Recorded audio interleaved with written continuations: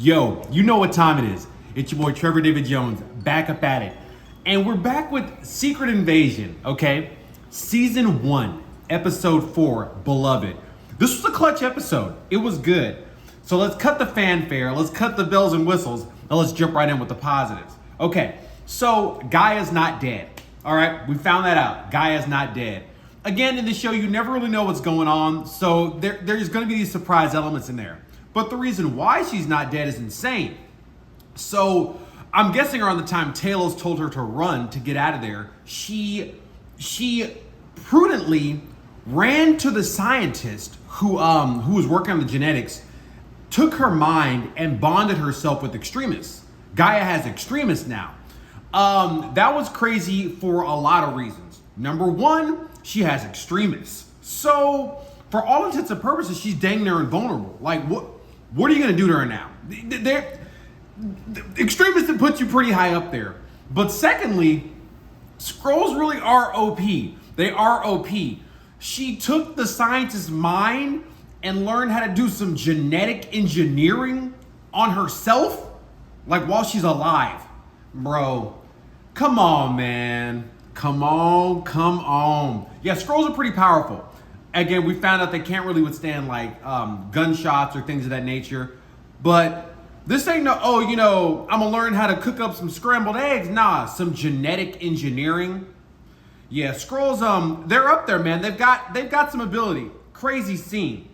And it was kind of not really a room for improvement, but I was kind of upset they pulled a little okie doke because they were like, oh, Gaia's dead. And they're like, oh, no, she has a streak. But so, you want it to be a little more straightforward than that. But we did learn that Skrulls are OP.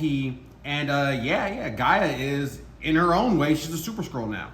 Okay, so they jump back to 2012 with the post-Battle of New York. Of course, the battle, along with the blip, the event in the MCU that changed everything. So the original super event. And Fury was meeting up with his OG, with the wife. They had this meetup in a bar. It was like a cafe. But the main point of it was they went over this poem that comes into play later. So that's what that scene was about. So we jump back to the present day. And this is where the episode really starts getting kind of crazy. Okay. So Rhodey meets up with the wife in a church, like they're in the back there, and they're just talking, and then he starts giving her this mission because he starts talking about Gravik. I was like, yo, I literally didn't see that coming. It was a genuine surprise. So it's who is Rhodey? At that moment, I still thought he was Rhodey, but we found out something different later. So he ascribes the wife the mission to kill Fury, like officially. And, she's like, he's changed, kind of trying to save his life, rightfully so. But he's like, yo, one of y'all is going to get capped, so make a choice. But that's it. So we're on that Rhodey is like, he's on the other side. Super crazy scene. Another shout out. When he was talking to her, when he got over that wife's shoulder, he was like, blah, he's kind of giving her some threats. Man, he turned into Tango real quick. Real quick. Go back and watch America's Finest, man. Like, that is a crazy movie. And Don Cheadle always sticks out to me as Tango. He does. But yeah, he channeled Tango. He got real scary real quick in that one moment. Classic little shout out. So we go to Gravik and his little troops, and they're asking where is Gaia? And he's like, she's dead. I took care of it. And yeah, that's going to be Gravik. We've seen through the show that he's obviously insane, but he's also overconfident. He has some blind spots, which will ultimately be his downfall, along with just trying to take over the earth. Relax with that. You're taking it too far. But very overconfident. He doesn't have Gaia's body on him. How does he really truly know that? He doesn't. So, they're giving hints, little bits and pieces of Gravik's weaknesses. So we're gonna see what's ultimately gonna be his downfall. So one of the most important scenes of the episode, there were a few key scenes, and this was one of them, was now Gaia has escaped. She's alive, and she meets up with her daddy, with Talos.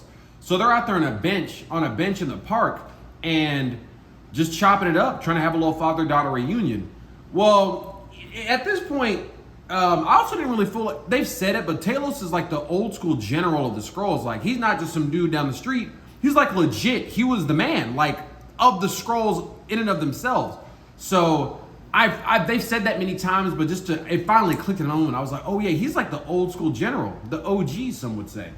So, Guy is like, I'm glad we're meeting back up, so on and so forth. But what's your plan? Like, how are we going to get a homeworld? So Talos, man, he reveals some more about himself in this moment. He's like, we're going to take over the Earth or help them save the Earth. I've got a good bargaining chip. We help save the Earth. We're going to keep showing them our hearts, blah, blah, blah. His daughter was like, she actually started crying, like, nah. And I like Talos, but Gaia said it best, man. He's delusional. I realized it in that moment too. They hinted that his thing in the first episode is that he's very merciful and he's very very maybe like too kind in a way. And that scene was like, yo, man, you gotta wake up. So that was a crazy scene. And Talos's beliefs is probably partially why Gaia went off and joined Gravik to begin with, I would bet. And at the end of that scene, she walked off that bench again, just dipped. There you go. So now we cut to another. This would be the most important scene of the episode, but there's one that goes a little bit above it. So Fury and the wife at the table. It was just insane. It was insane. An amazing scene. The female, this actress, she already showed her acting chops to me in the last episode when they were in the kitchen. But this also just like, man. Yeah, Samuel L. Jackson, just that whole scene was wild. They're just good. Expert. Man, shout out to the acting. So good. So good. But the scene was, the good part was the acting, but the strange part about it was that it implied two things. That Fury possibly got played, like she was playing the long game on him, always trying to eventually catch him slipping, which shouldn't even be possible. Fury getting just played, is she like a super spy? Like, who is she? So that was a weird implication. And then secondly, we still don't know. Like I said, you have to watch the show to the last episode to know what's going on. This Fury might be a Skrull. I don't know. But it's really trying to imply that Fury just, of his own volition, just started making moves on a Skrull. Just because that's what he wanted to do. So, I'm not going to get too far into that. We're not going to dive too far into that. But just I've already said my piece about that. Crazy implication. But the acting of the scene, what was actually happening, man, just beautiful. It was good. It was good. So now that was the climax though. So now we're going to the falling action. We cut to Fury and Rhodey. And Fury pops up in his crib, Batman style, just appears in his hotel room, super spy, and they have a little back and forth. But while Rhodey is in the shower, it's not Rhodey. It's a Skrull. It's a Skrull. And not only that, it's a female Skrull.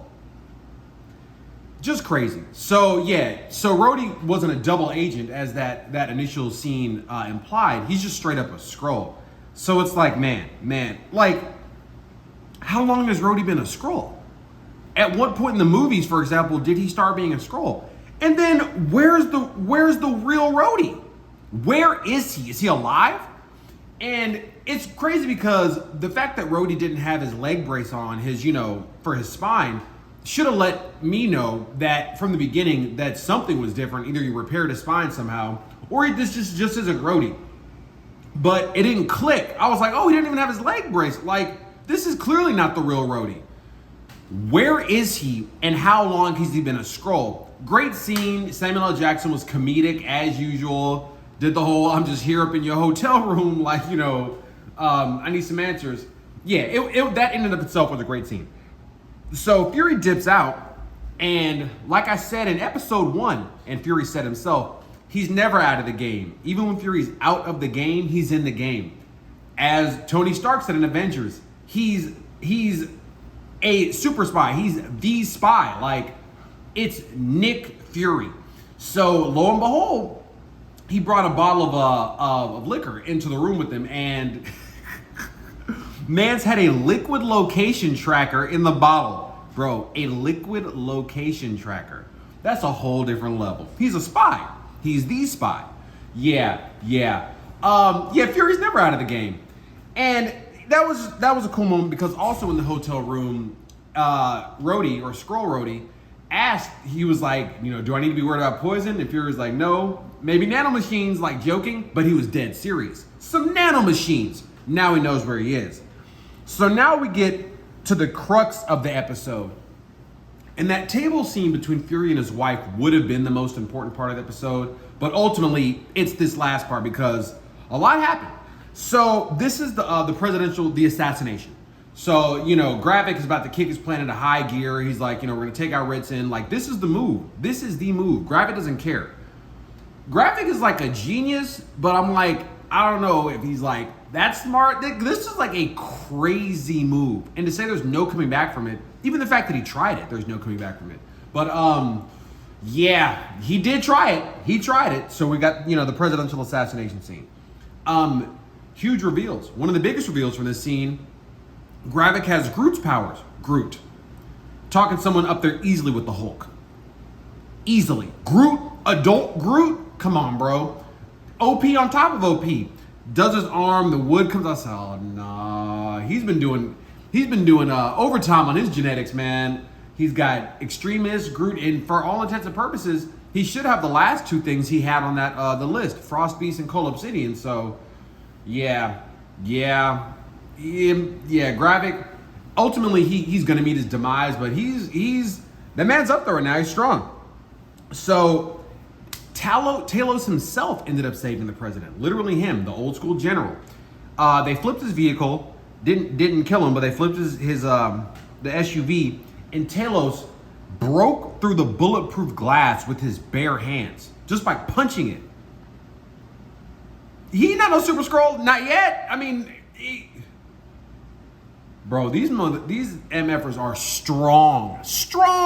Breaking through bulletproof glass with your hands? Yeah, nah. That's like a different level of strength. And they pretty much all have access to that, so yeah, that was a great scene in and of itself. Mans is not a lightweight, bro. Real strong. But then again, that brings us to the saddest moment of the episode. The saddest moment. The death of Talos. Again, we don't really know if he's dead. Who knows what's going on in this show, but he did get shot dead in the chest, and he gave his last breath. And that was sad, because Talos was a really kind character, great heart, funny. Hit that demise. It was sad. It was sad. But Nick Fury didn't let Talos go in vain. He picked up the president, took him back to his car, injured but still okay. And at that point, he just lost his and Talos was killed by Gravik.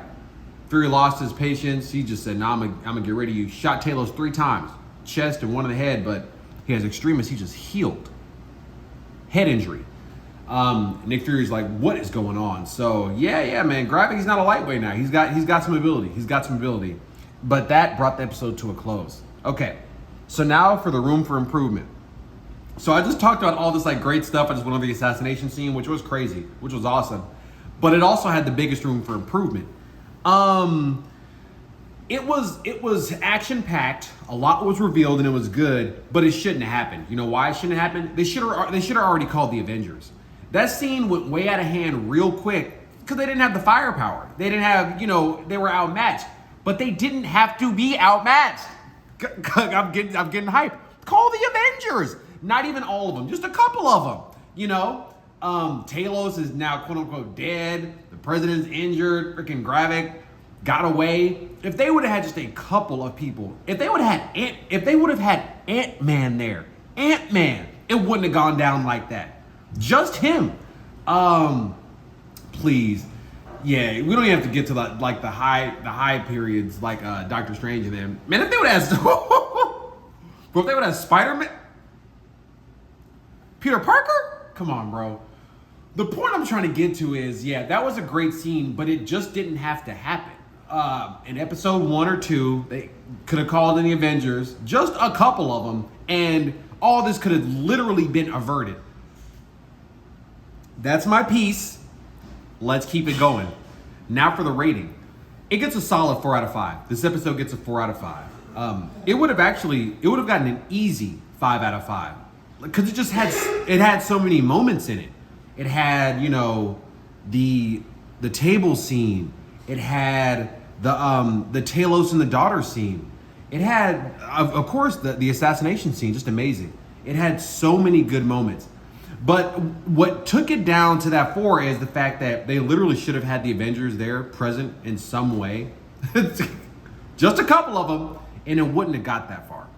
So it gets a 4 out of 5 just for that. But as far as like the quality, the acting, you know, the action, the jokes, everything that was there, a 5. But that element brought it down. And that's it. That's it. So check out my previous Secret Invasion review, episode 3, another great episode. I got that for you.